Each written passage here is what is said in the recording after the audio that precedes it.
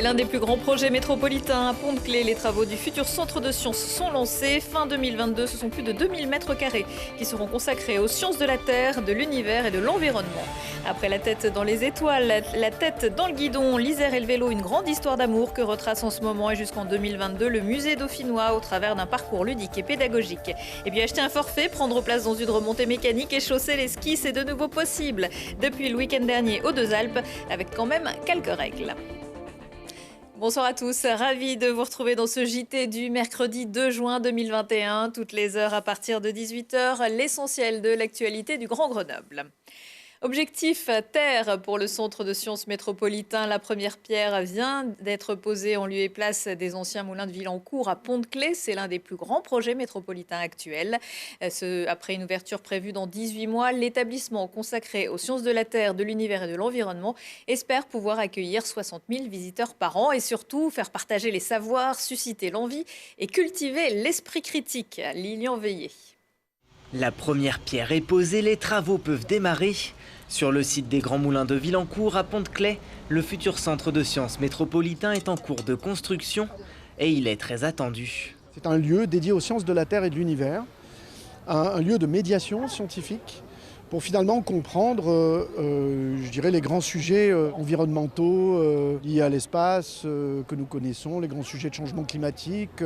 On doit être capable d'expliquer de manière simple des concepts très très complexes, c'est-à-dire d'être capable d'aller à l'essence des choses. Et l'expliquer surtout au plus grand nombre. Cet établissement culturel se construit au sud de la métropole pour toucher notamment les quartiers tout autour. Et il aura pour mission de diffuser auprès des groupes scolaires et du grand public ces sciences parfois peu connues. Et pour donner envie aux 60 000 visiteurs attendus chaque année, le centre sera équipé d'un planétarium pour observer les étoiles et les anneaux de Saturne, d'une salle immersive 3D pour interagir avec des animations et d'autres espaces d'exposition. Pour moi, c'est essentiel de pouvoir porter cette exigence en matière éducative, en matière culturelle, dans notre agglomération. On est la première métropole scientifique de France, une des plus grandes universités scientifiques de France et d'Europe. Il était normal que nous ayons un lieu dédié à ces sujets. Pour réaliser ce bâtiment d'envergure, c'est un cabinet d'architectes grenoblois, Arcane, qui s'en occupe, en collaboration avec le Canadien Cardin-Julien. Sur les 2000 m² de superficie, ils veulent construire un centre accueillant tout en s'inspirant un peu de l'ancienne minoterie dont il a conservé la tour emblématique. On a 5 étages. Chaque étage, grosso modo, a une fonction séparée pour que les publics ne se croisent pas ou viennent sur des niveaux complémentaires d'accueil. Et au sommet, on a un belvédère qui recevra aussi des équipements scientifiques ou des animations scientifiques, mais justement plutôt géologiques, savoir comment le Y grenoblois s'est formé, comment les montagnes se sont déplacées. Beaucoup de questions mais pas encore de réponses. Il faudra attendre l'ouverture prévue fin 2022 pour avoir des étoiles plein les yeux. Le coût de ce centre des sciences, 10,7 millions d'euros, dont 6,7 par la métropole. Le reste entre département, État et la commune de Pont-de-Claix.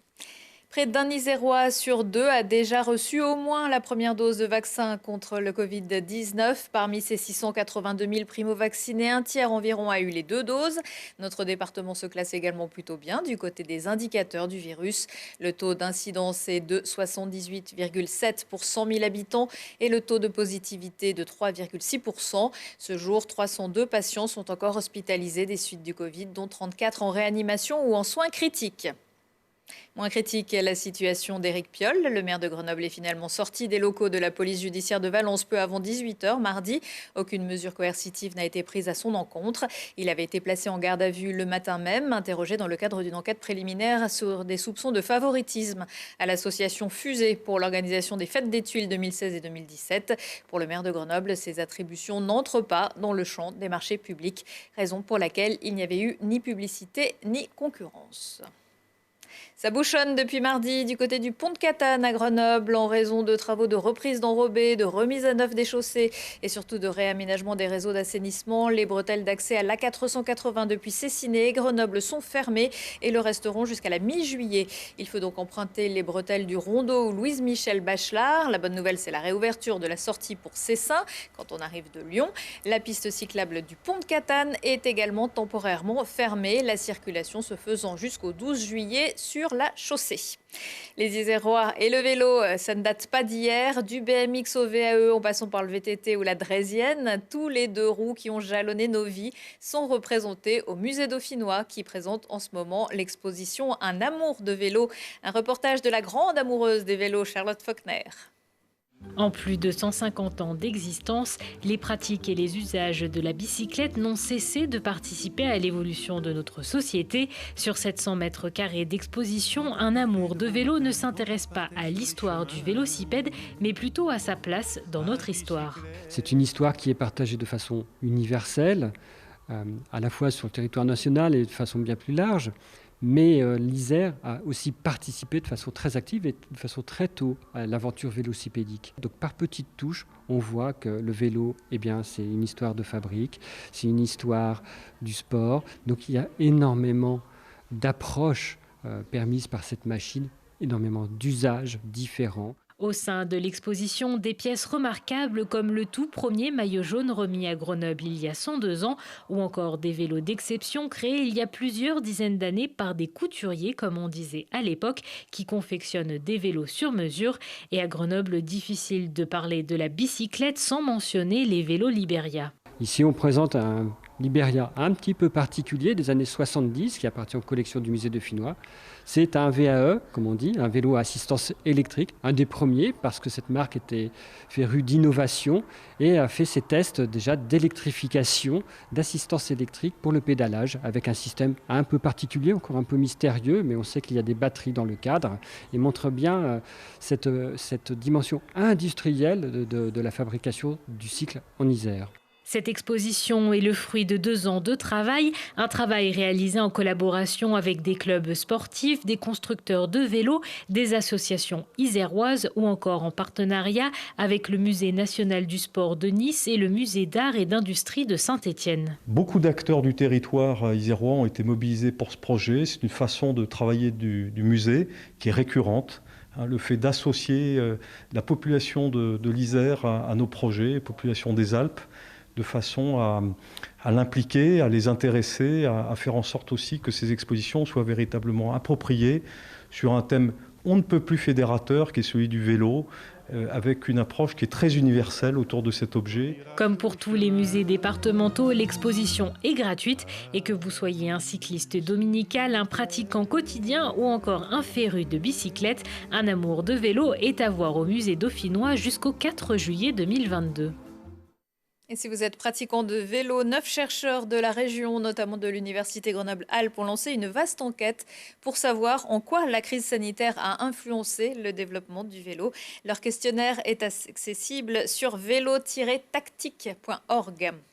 On change de braquet et on monte sur les planches grâce aux Deux Alpes. La station de Loisan a inauguré la saison de ski d'été en France en ouvrant son glacier samedi dernier, praticable de 2600 à 3600 mètres d'altitude. Les conditions de neige sont excellentes pour la saison, histoire de faire un peu oublier la fermeture des remontées mécaniques cet hiver, mais toujours dans le respect de la réglementation sanitaire. On a eu un décret de fermeture, donc il a fallu demander au préfet qu'il se positionne pour avoir un décret d'ouverture. Et on a eu un décret d'ouverture dans la journée, ça s'est passé très très vite. Donc ça nous a permis de pouvoir réouvrir nos remontées mécaniques. On a une ouverture qui est restée complètement avec les protocoles normaux d'ouverture liés à la Covid. Donc la gestion de nos files d'attente, le port du masque dans les files d'attente, la possibilité de se laver les mains avec le gel hydroalcoolique. Les jauges, à partir du 19 mai, c'est 50% des personnes sur la partie des remontées fermées.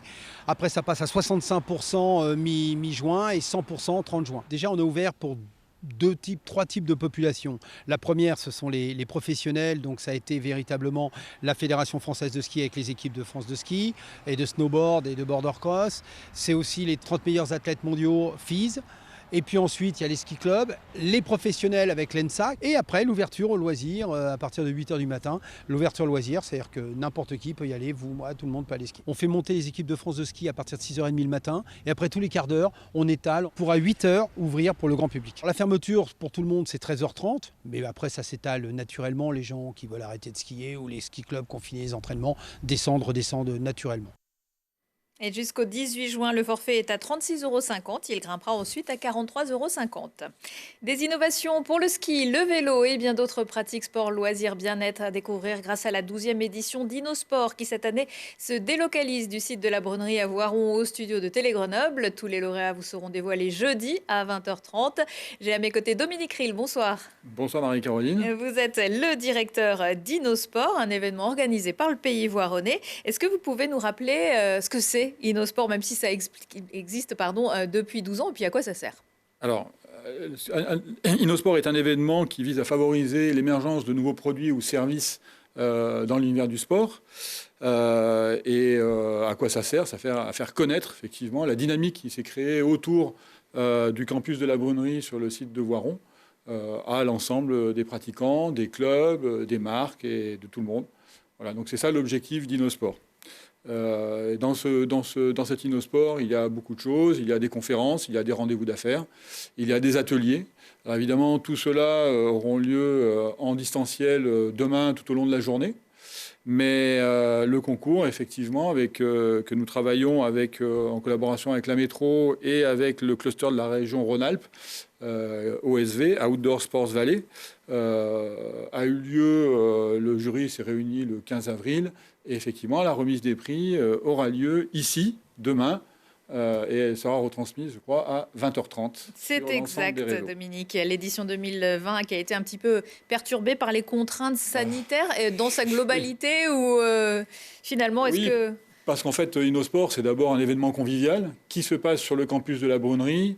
Donc, à mi-chemin entre une conférence classique, comme on peut trouver sur Alpexpo, Alpe Congrès ou Europol, et puis l'événement complètement outdoor. Donc, le fait qu'on ne puisse pas tous se retrouver, parce qu'habituellement, il y a à peu près 400-450 participants chaque année, effectivement, là, on ne sera pas tous ensemble, on ne mangera pas tous ensemble, il n'y aura pas un showroom complet d'innovation comme celui qui est en train d'être passé à l'écran. Donc, effectivement, ça va beaucoup manquer, mais on a essayé. Les élus du Pays Voironnais, cette année, ont vraiment voulu qu'existe, parce que l'année dernière, on n'avait fait que la remise des prix. Mais cette année, ils ont dit non, on ne peut pas, une deuxième année consécutive, ne pas faire Innosport. Donc, ils ont absolument voulu qu'il y ait des événements sur Innosport cette année. Alors, quel type d'innovation va-t-on découvrir demain sur notre antenne? Je crois qu'il y a un siège bâton pour le grand public. Alors, effectivement, il y a un siège bâton. Un bâton-siège, je ne sais plus. On en a parlé tout à l'heure, mais effectivement, on peut choisir. Du coup, effectivement, c'est une innovation qui nous est proposée par quelqu'un que les Grenoblois connaissent bien. Il s'agit de Pascal Guidetti. Et effectivement, ça va de ce côté très grand public avec ce bâton à par exemple, un produit qui s'appelle Aeroscale et qui permet aux cyclistes d'améliorer leur position sur le vélo et d'augmenter et d'améliorer la qualité aérodynamique de leur pédalage. Donc, vous voyez, d'un côté, on va se promener et on se repose. On n'est pas obligé de s'asseoir dans l'herbe parce que, je sais pas, on commence à avoir mal au dos, etc. De l'autre côté, on est un sportif de haut niveau et on améliore son aérodynamique. Donc, on est vraiment aux antipodes l'un de l'autre. Et combien de prix seront remis? Alors, seront remis 8 prix, dont le prix spécial du Pays Voironnais, qui est doté de 5 000 € de bonification, ce qui est pour une petite entreprise qui démarre un accompagnement intéressant. Donc tout ça sera à découvrir demain. C'est vrai qu'il y a un lien particulier entre le Pays Voironnais et la filière sport et loisirs, et du fait, ça se passe sur le site de la Brunnerie. Alors, tout est effectivement lié. Je rappelle que sur le territoire du Pays Voironnais se trouvent de nombreuses entreprises qui ont trait avec le sport, dont bien évidemment le siège de Rossignol, le siège de Poma, d'autres entreprises type Fitness Boutique, SIDAS. Enfin, voilà. Donc il y a beaucoup d'entreprises qui sont sur le Pays Voironnais et qui sont dans le monde du sport loisir. Et puis historiquement, il y avait un CREPS qui en 2010... Centre régional d'éducation physique. C'était un centre régional. Effectivement. Et ce CREPS, les bâtiments et le lieu a été vendu par l'État en 2010. Donc le Pays Voironnais s'est porté acquéreur. Et depuis, on a eu de cesse que de maintenir le lieu dans son activité d'origine, c'est-à-dire maintenir la formation et l'entraînement des sportifs de haut niveau sur le site. Voilà, c'est ce qu'on a vu notamment sur l'escalade, puisque les sportifs du Pôle France préparent les JO à Voiron. Ah oui, alors effectivement, il y a l'équipe de France d'escalade qui se prépare à Voiron. Il y a aussi beaucoup d'autres pôles régionaux, des ligues régionales qui s'entraînent sur le site. Il y a notamment le pôle France basket, 5-5, 3-3. Il y a aussi le badminton qui se prépare ici, le VTT. Voilà. Et donc, du coup, ça fait un lieu qui est vraiment orienté sur le sport de haut niveau. D'ailleurs, il a été labellisé Grand INSEP par l'INSEP, qui est l'Institut national du sport et de l'enseignement physique, donc qui est la référence en France en matière de sport de haut niveau, ce qui n'est pas rien. Et puis, bien évidemment, le site et TSF, qui exploite le site, a été labellisé Centre de préparation olympique par le comité d'organisation des JO, ce qui lui permettra, dans les années qui arrivent, 1 an à 2 ans avant les JO 2024, d'accueillir des délégations d'équipes nationales étrangères qui vont venir se préparer au JO 2024 sur le site. Vous avez bien fait de miser sur 2024. Merci Dominique Ril. Et on rappelle qu'Innosport, la remise des trophées Innosport, c'est jeudi sur Télé Grenoble à 20h30. Merci beaucoup. Prochain rendez-vous avec l'actu dans 1 heure et en replay sur télégrenoble.net. Excellente soirée à tous.